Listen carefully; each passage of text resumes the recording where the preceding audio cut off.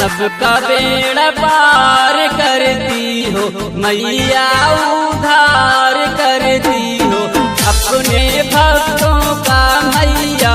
मैया माँ पार करती हो, ऊंचा है तेरा दरबार, ऊंचा है तेरा दरबार। महिमा निराली जग में तेरा है माँ, पूजे है सारा संसार। महिमा निराली जग में तेरा है माँ, पूजे है सारा संसार।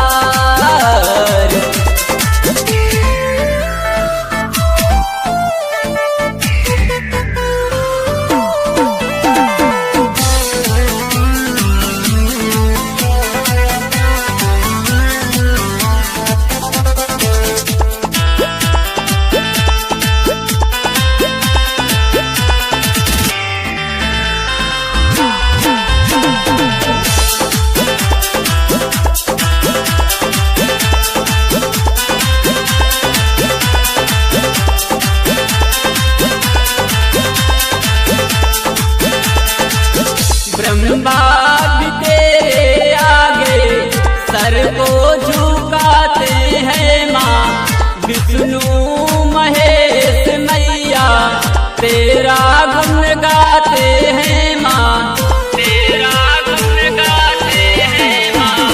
ब्रह्मा भी तेरे आगे सर को झुकाते हैं माँ, विष्णु महेश मैया तेरा गुण गाते हैं माँ। तीनों ही लोक मैया तेरे से 14 भुवन है, धरती हवाएं मैया तेरा ही तेरा गगन है। करती हो भक्तों से प्यार, ओ हो। महिमा निराली जग में तेरा है माँ, पूजे है सारा संसार। महिमा निराली जग में तेरा है माँ, पूजे है सारा संसार।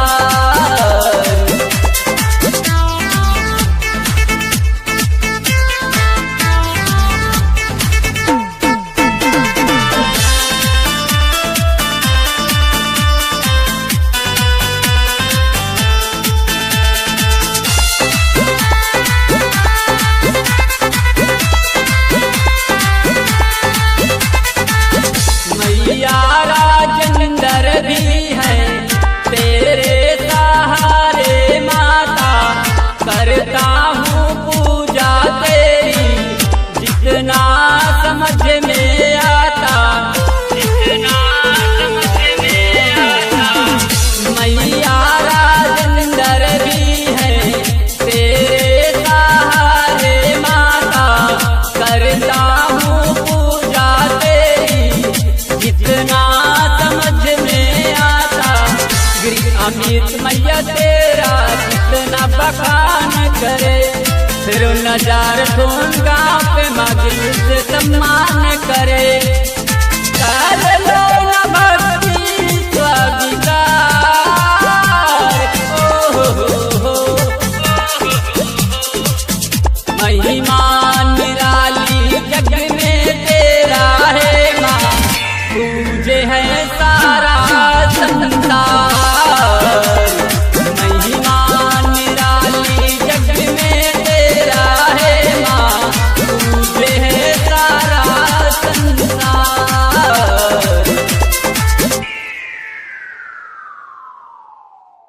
नमस्कार, प्रणाम। हम राजेंद्र कुमार मौर्य देवी गीत लेके आ रहे हैं, और कोई गलती हो तो क्षमा करना। Mobile number 89601234 Rajendra Kumar Maurya.